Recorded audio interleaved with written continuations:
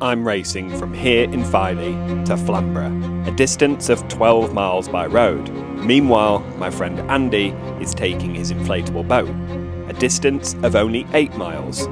First one there wins.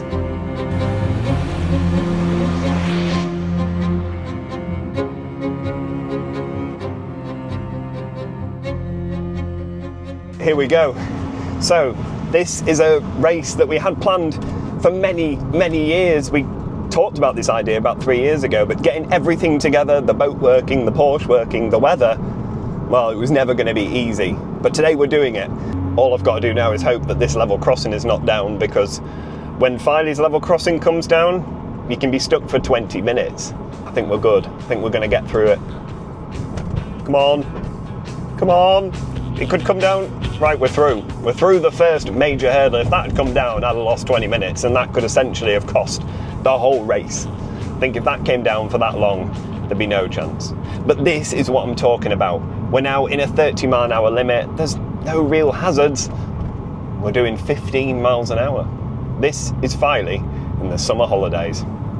Out on the boat, things aren't exactly looking ideal. It's rough, foggy, and downright miserable. Luckily, Andy was feeling weirdly optimistic. As long as we point towards that blue stuff in the sky, we should be all right. In all seriousness, the boat is making incredible progress. They're already passing Primrose Valley, and I haven't even left Filey. They're ahead.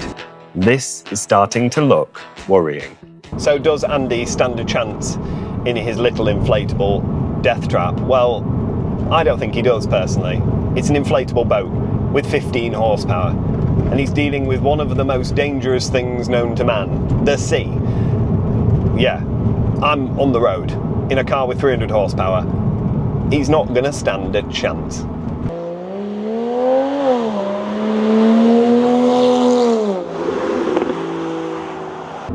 So as you can see, the weather today is not great. We've had everything thrown at us. It's meant to be a glorious summer day in July. We've started out with sunshine, became rainy, more sunshine, and now we're actually getting thunder and lightning. So going out in a little rubber dinghy in the middle of the sea when there's thunder and lightning is probably not something you should be doing. But here we are in the pursuit of views on YouTube. So if you like this sort of content and you want to see more of this, then please make sure to hit the subscribe button now so you don't miss a single thing, because I plan to do a lot more races like this one in the future. But first of all, I've got a boat to catch.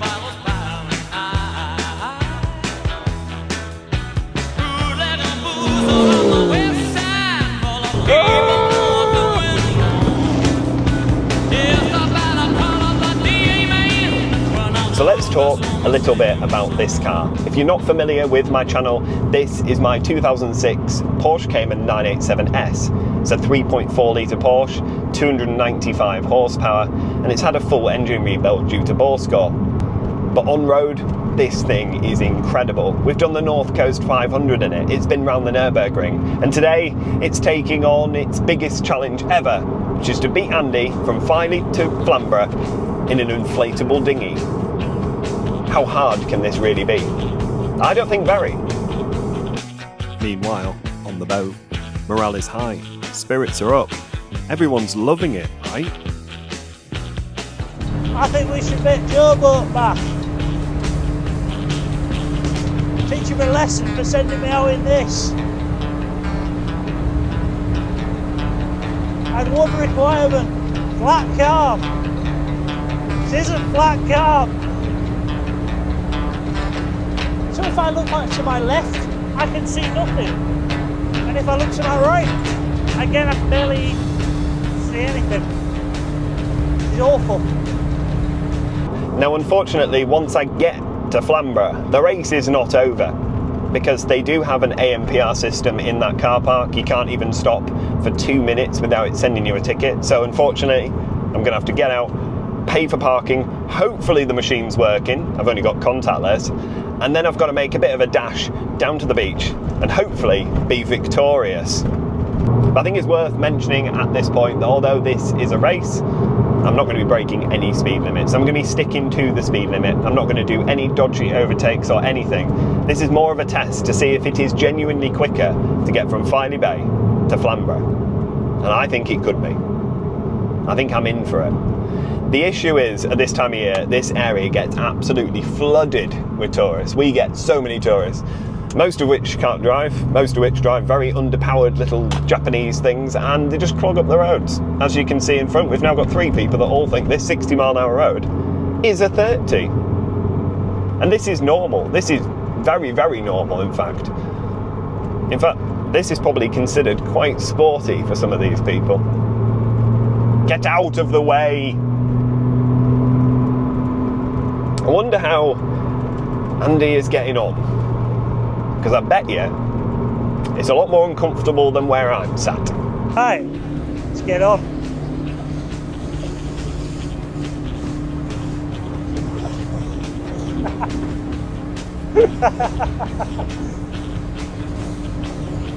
I should probably put kill code on just in case.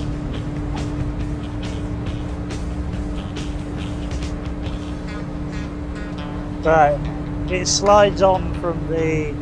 If you take one side, I'll take over. You see the channel it slides into. I need a minor breakdown. Oh, it's nice when we slow down. Why don't we just go slow all the time?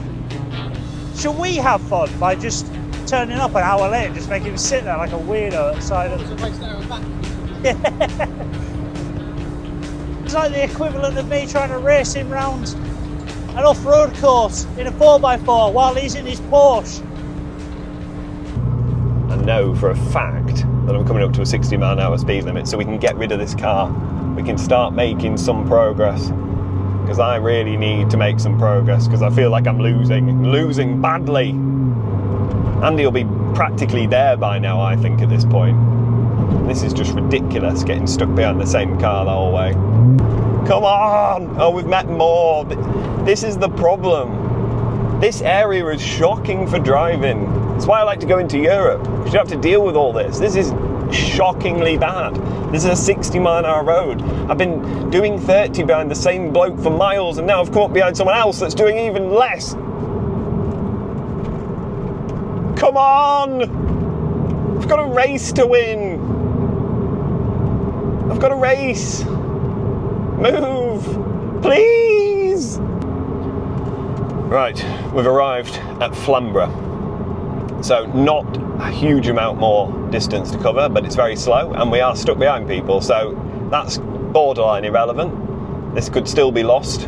He could still be there. Right, we're in a 30, so I'm not going to kick off at them now, but they need to do 30 because this is just getting out of hand. So when I said earlier that I was going to be doing the speed limit, that's a lie. I'm not going to be doing the speed limit at all. I'm going to be getting nowhere near the speed limit. Also, in places, it looks absolutely grim outside, but it's 23.5 degrees. It's absolutely roasting. 70% humidity. It's going to be extremely unpleasant on that boat, because last time I checked, his boat doesn't have air conditioning like this, because this is essentially a 3.4 litre air conditioning unit. Smug little is going to be sat there with his aircon on.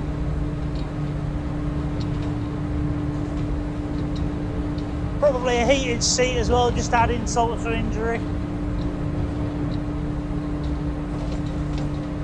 Right, we're on the final stretch now. This is it. This is the final road to the car park. Is he going to be there? That's us absolutely flat out.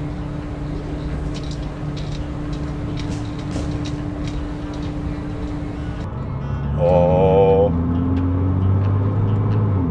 Come on, Andrew, where are you? I'm looking over into the sea like I'd be able to see him. I obviously wouldn't be able to. I can't help but feel, even if we did beat him there, I still feel he's won. I mean, there is a possibility that the boat has gone down. There's a possibility that he's not made it at all, and the RNLI are currently doing an amazing job at saving him. Maybe that's happened? And if that's happened, does that still make this a win? I think it sort of does still make it a win. Wow. He'll be bored. He'll be thinking we've sunk.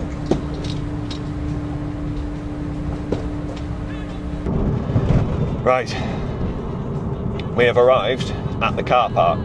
Time to get parked up, get a ticket, and leg it down to the beach.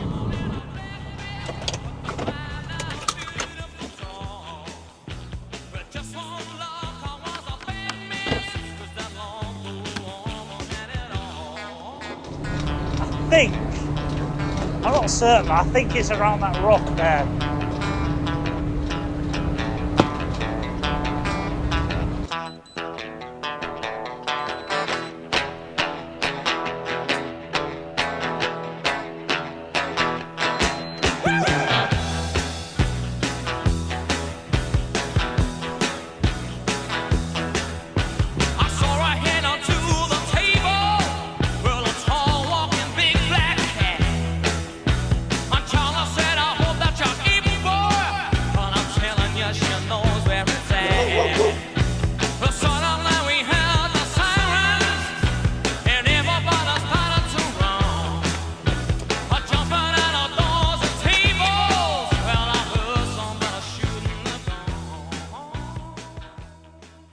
Well, looks like he's not here. It looks like I've won, and I've not just won, completely annihilated him.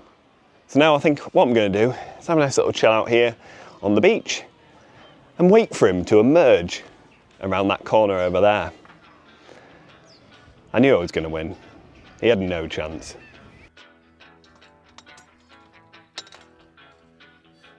Where is he? Can't even see him. Where have you been, Andy? Come meet us there, Joe. Yeah.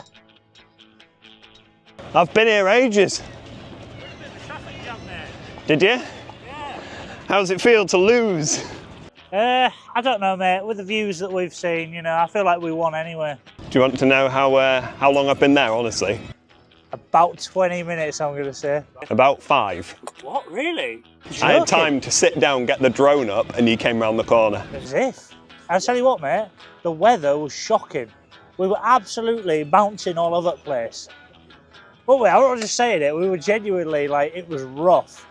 I had to come in as close as I dare because the waves were just, well, you couldn't see anything. We had to come right into the cliff to see where we were going. And second of all, it was a little bit calmer underneath the cliffs. So yeah, but you lost. Yeah, we lost. But it was closer than I thought it was going to be, I'm not going to lie. Right, so I hope you've enjoyed this video. I hope you've enjoyed watching him lose. And if you want to see more of that, then please make sure to like this video and subscribe for plenty more videos like this one to come. Thank you so much for watching, and I'll see you next time. Bye.